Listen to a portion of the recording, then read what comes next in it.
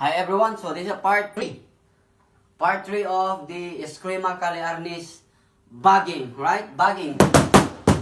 See? So bagging. So the third part would be the flywheel strike or redunda. So the first two were the linear strike, which is the tigbas, taga. Second was the curve strike, which is witik. Okay?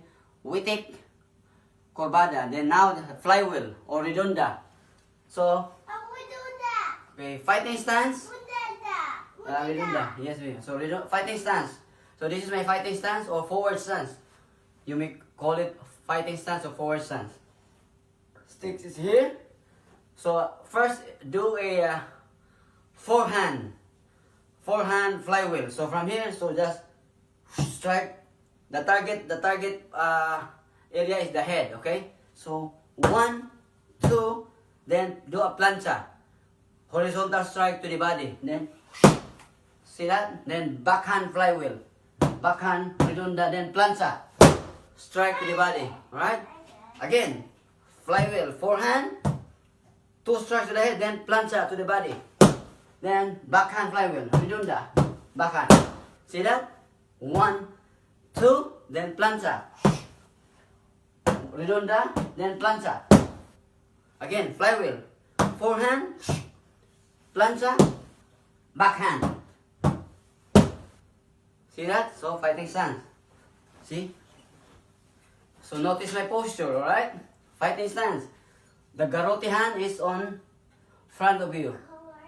Approximately chest level. See that? The garrote hand. Garrote hand means the hand, your hand holding your garrote or your olisi. Right? So there. Fighting stance, then flywheel. Notice my shoulders and my arms.